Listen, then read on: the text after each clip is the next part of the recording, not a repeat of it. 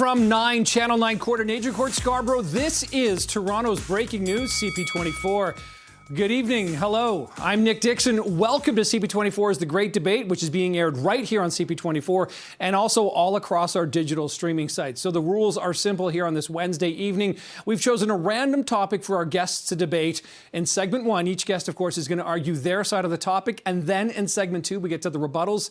That's where things can get pretty interesting, where they go after the other's opinions. When both debaters are finished, our in-studio panel of judges, well, they're going to make their decision on who wins and who moves to the next matchup. So who's in tonight? If you've been watching all week long, you'll know, of course, we have Adwoa and Nsiah-Yeboah joining us this evening.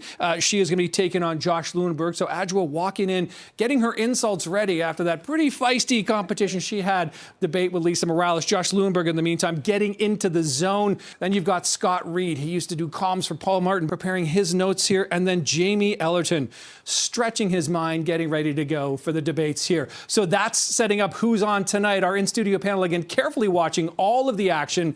They got their paddles ready. It's warm in there. Look at that. They just got to fan themselves to keep cool. I need one in here for the contestants sometimes. Now, of course, each bracket debates twice.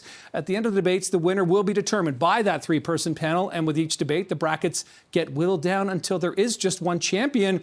And here we are. We've already showed you Adwoa moved on, Josh moved on, and that's where we are right now. So let's meet our debaters once again. Adwoa Nsiah-Yeboah is a traffic specialist at CP24. You can hear her very frequently on Toronto radio most afternoons. She also joins us on CP24 for breakfast sometimes. Always good to see you, Adwoa. Always good to see you too. Josh Lewenberg, of course you recognize him from TSN.ca, TSN Radio 1050, TSN's Raptors reporter, talking hoops. So we're not debating basketball today though, folks. Here is the topic for round 1.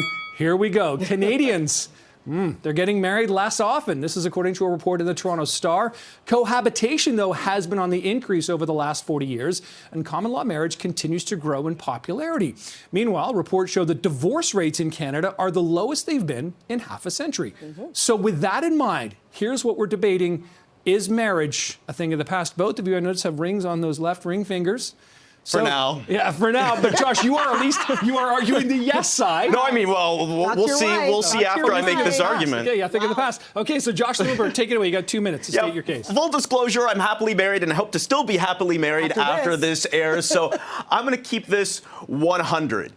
Marriage is great, or at least it can be, but when it doesn't end well, and it often doesn't, it can be ugly, it can be expensive.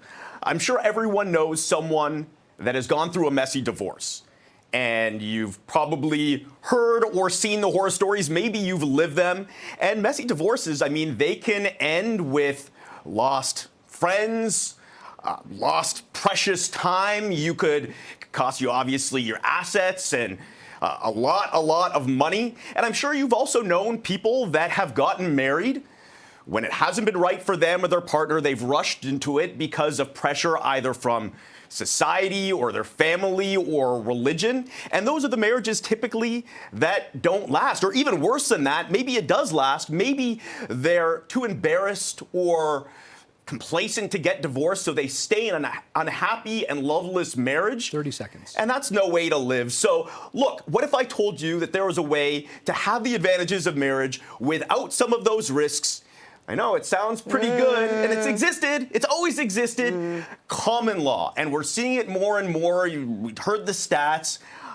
Divorce rates are lower than they've been in 50 years. It's because fewer people are getting married, Josh and they're stating happier. his case there. Okay, Josh, married as of the taping of this show. We're going to find out more after that. Okay, Adwoa, you were arguing for no, marriage is not a thing of the past. No. I didn't know you were such a traditionalist. I'm not a traditionalist, but marriage is actually not a thing of the past. It's actually surging. You'd be surprised. Looking at the numbers that I did, it's alive. It's thriving.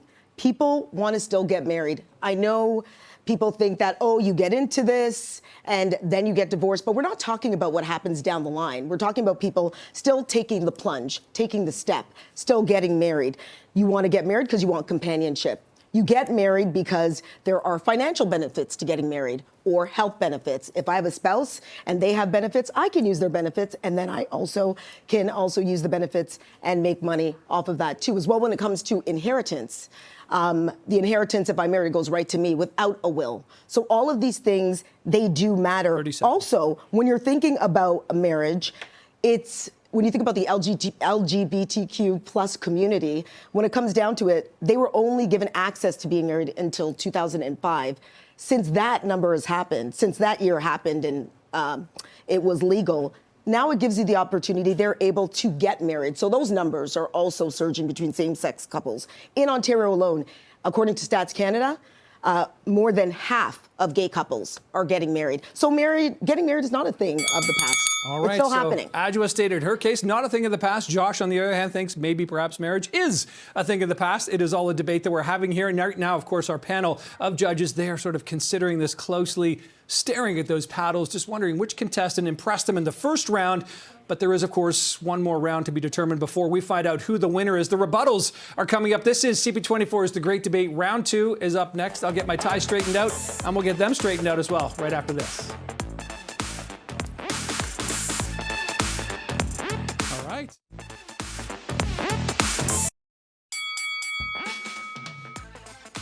All right, let's ring that bell. Welcome back. I'm Nick Dixon. This is CP24's The Great Debate, being aired right here on CP24 and across all of our digital streaming sites. Let's remind you quickly of the rules. This is round 2, where each of our debaters here, Josh and Adwoa, will be refuting each other's opinions in the rebuttals. Then at the end of this 5-minute kind of free-for-all round, our judges are going to be voting for winners. Also, pretty sure their partners are going to be watching this debate incredibly closely. As a reminder, the topic is marriage a thing of the past? You both have 5 minutes. Adwoa, we're going to turn to you first. You are going to be rebutting Josh's arguments. Take it away. So you were saying people don't want to get married because of what marriage looks like down the road and some of the financial hassles that come with it.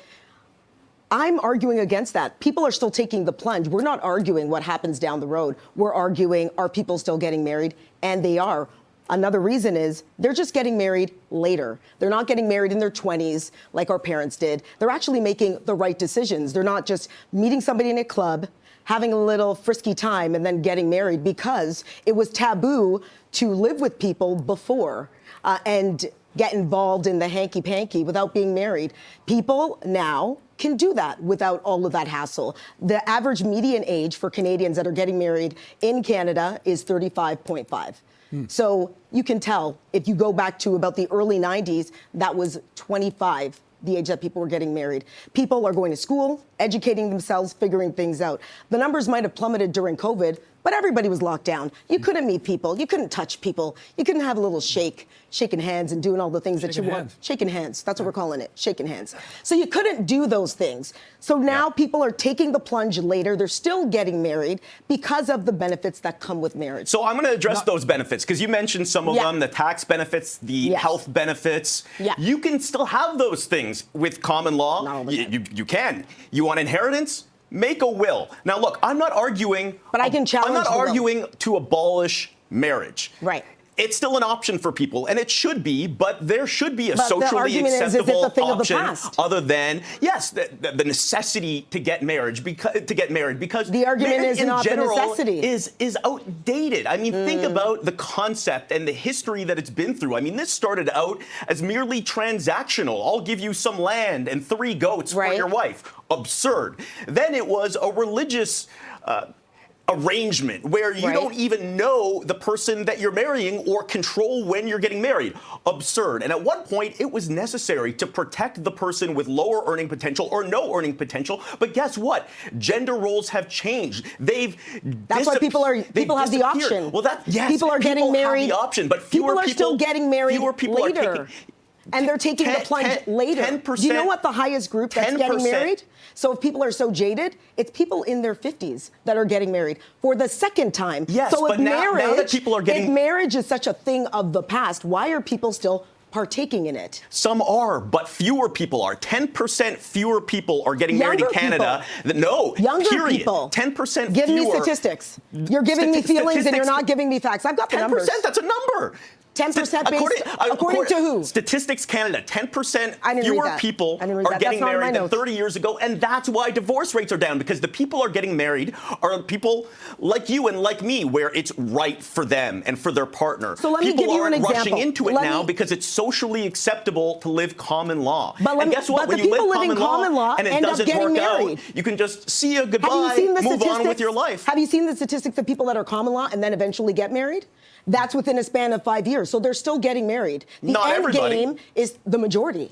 The majority are still getting married. So if it's the thing of the past, why aren't the numbers lower? We're still than we trending think? in that direction because I think We people can trend in whatever direction, but what's happening like now? I said, What's marriage is happening great. today? Marriage is great, but it's not for everybody. And more, I think. I never said marriage was for everyone. One, the pressures. The argument pressures is, of getting married. Is We got a marriage minute to go on a this. thing of the past? It's not a thing of the past because people are still partaking in it. You have not proved your point. The necessity to get married, the social pressure, Right. the religious pressure is a thing of the past. Now you have the option, and it's socially acceptable to choose. It shouldn't be binary of you're in a relationship, get married, or break up. There's another option that people have that people are taking, and more people are going to be taking it as we go further because the stigma of common law is disappearing, and the numbers The stigma prove is it. taken away, The but stats people, prove the it. majority Why of are divorce people- rates lower than they've been the in 50 majority years? because people are in happy, loving relationships. Because That's why. fewer people are getting married. The people that are getting married are the ones that are all in on it. And you Holy. should be all in if you're getting married. That was pretty good. And they we are had all in. stats, They are we all had in. facts, I'm gonna we get the had last word. hanky panky and frisky uttered. Okay, so we had all kinds of things there. That was a really incredible debate.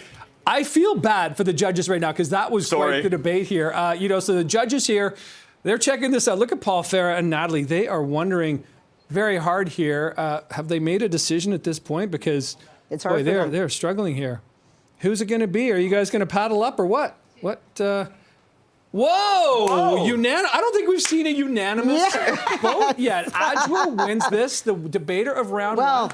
Adwoa takes it, moving on to the finals. Adj, congratulations. Good debate. Josh, fantastic debate as well. I would like a recount. Yeah, I'm sure your wife would be very happy with your arguments, though. Okay, so Adwoa moves on to the finals, of course, in tomorrow's debate. But hold on. We've got more great debate coming up. 2 more contestants right after this, and an exciting new topic to battle over. That's coming up right here on CP24.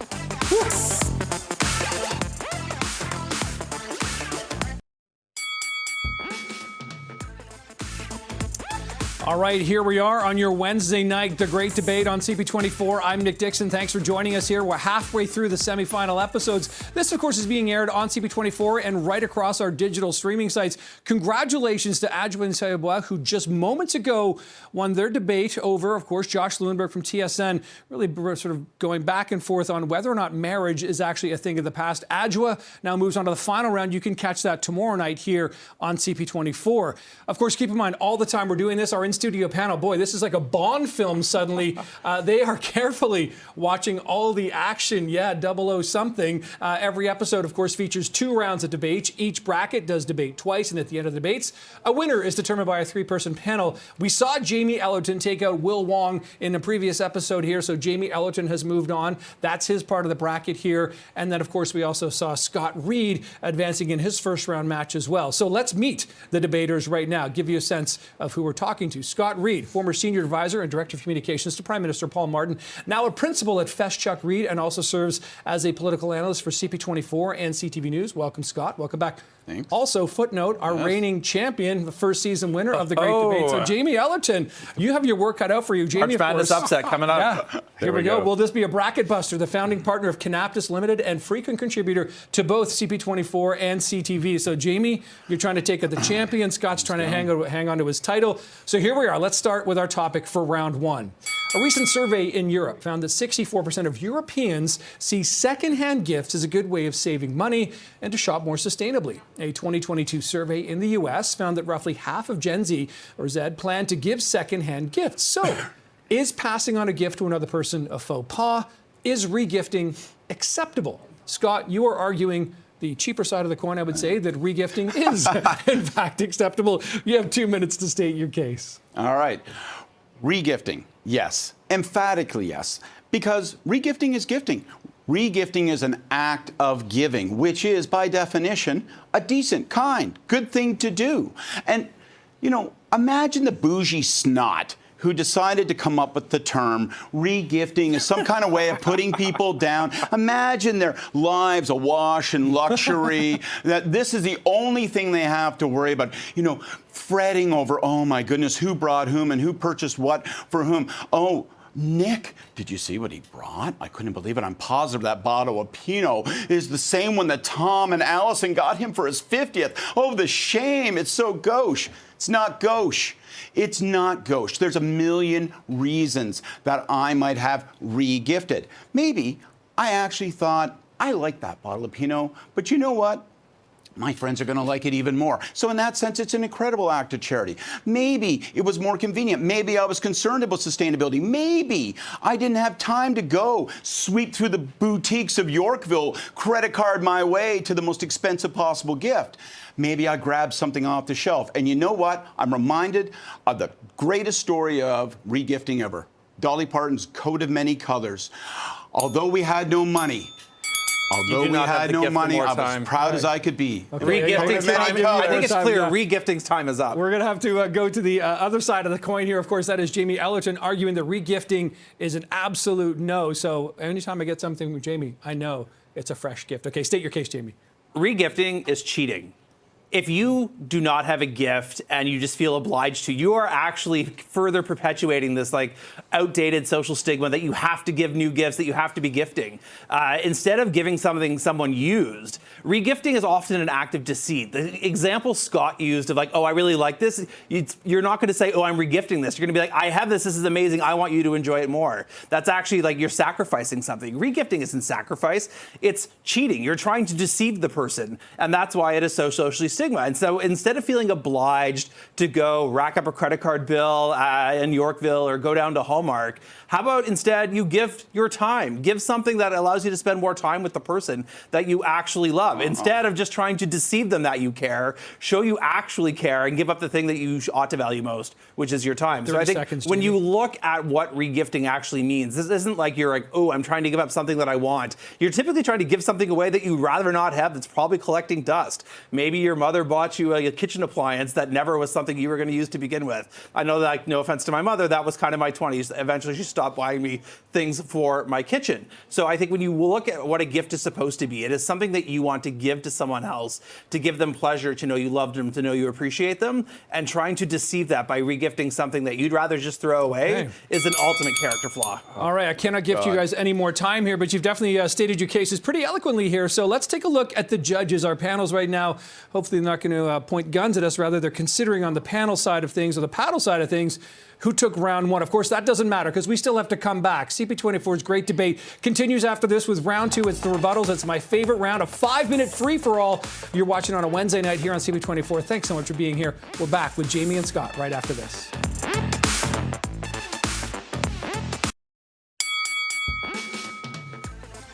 All right, what a gift this debate is. Welcome back to CP24's The Great Debate, being aired on CP24 and right across our digital streaming sites. Round two, time for the rebuttals, where these guys get to refute each other's opinions. And at the end of 5 minutes, our judges will vote for a winner. Again, the topic here is regifting acceptable? You both have 5 minutes. Scott, you're going to kick things off on the round. We heard Jamie's argument here. We've heard yours. What do you have to say now? Jamie, you refer to regifting as an act of deceit. Because it is. You privileged puke. Give me a break. This is all about status. Oh, my God. They didn't give me the most expensive thing in the shop. I cannot believe how offensive Scott is being to his friends. Oh, this is not about rehashing. So I didn't mean to hurt your feelings. Luxury. You know what? This is the truth of the matter. If you actually People care, do not see these are tough times. Donald Trump is targeting our economy, our jobs, and our way of life, and people don't all necessarily have the money to go out and purchase exactly what you want. And I return to it. I'm going to quote the magic words of Dolly Parton. She talked about regifting when her mother took a number of rags and regifted them into a coat for her. And sure, Dolly, she was made fun of and bullied in the schoolyard, but she said, although we had no money, I was as rich as I could be because I had that coat that my mama made for me. Sure, throw shade on Dolly Parton. Throw shade on throw shade on a mother's love. Scott is trying to guilt people into having to spend more money. Gifting is not about spending money. Oh, come on. Of course it is. You can give people many things. No, if the value, the dollar value of the gift is what matters, then sentimentality, humanity doesn't matter. Regifting could be driven by the fact you have modest means. Absolutely. Sorry, I don't have time to search through the wedding registry of Meghan and Harry and pick something nice for you. If you don't have time then why are you care so much about that person that you're even trying to give them? Well, maybe a gift? because Why I have are you children. trying Maybe to because I have other dust things. that bottle you know what? that someone else brought to a dinner party who you didn't like and trying to pass it off as something nice for somebody else? You know what? I'll even pick up your argument. I think it's completely wrong. We all know that regifting as a phrase was designed by, snots who wanted to look down at others because they have nothing else in their lives other than Instagram reels, by dinner table, influencers. It's not about money. Even if you want to make it fun, you can go spend $20 on a new game. Like, go buy a deck of Taco Cat Goat Cheese Pizza. And in addition to that $20 you spent on that deck of cards, you are giving them the gift of fun and laughs with family and friends for years to come. You know what? I might Instead give of a you a cheap bottle of California Cab I might give you a Sauv. $200 bottle of Japanese scotch because I don't really like its high alcohol content. But Jamie, I know that your liver is already busted and you will But you enjoy see, it. Scott, And if so I you gave have me it- a bottle of Japanese whiskey, you would know that my husband and I love Japan, and that would be something you'd appreciate. And you'd be like, And now I don't I've like this. I want regifted. you Oh, to my have it. word, I've committed But this, a wonderful no, you see, Scott, thing. this is not what regifting is. No. Regifting is when someone's like, hey, here you go, and there's no backstory. No, there's no, you're sentimental ascribing value. motive. You're There's no ascribing intent. motive. That is the purpose No, of the regifting. whole point of regifting is an act of deceit where you don't want the other simply a matter person of to know. recycling, finding something that I had already, and saying, you know who might enjoy this more, or you know what, I don't have the time, Scott, or you know what, I don't have the money. you were vintage Like, furniture this is a matter shopping, of found a blazer that looked impeccable, and you're like,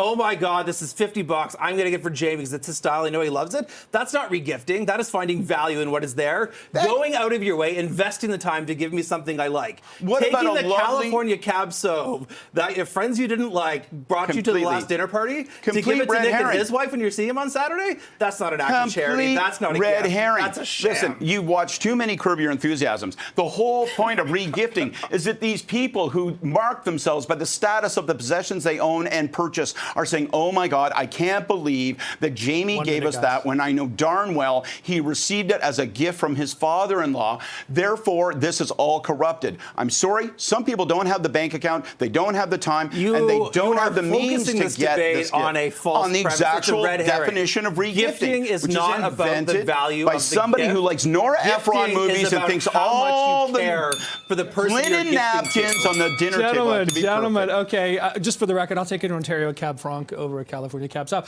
However, that was amazing.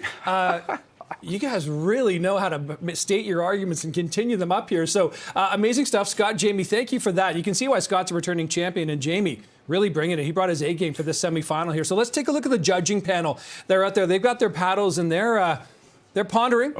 They're trading paddles right now. I'm not sure how much of a difference that makes. Are they regifting those paddles right It now? looks like they kind of are. So judges, who is the greater debater? Oh my goodness! Scott Reid is gone to the finals again. He is going to take on I've been regifted to the finals. Regifted to the final. Wow, second straight appearance in the finals. Jamie, congratulations on yours. You had a great argument there. Scott, congrats on your way to the final. I'll just get a quick shake in there. Otherwise, you'll leave me hanging. I regift you my hand. Okay, here we go. That is the semifinals on the Great Debate. Scott is moving on to the finals. This has been CP24's The Great Debate. Tomorrow night's the final. Scott, Adwoa, does he have to go 2 for 2 and become the champ again? Find out tomorrow.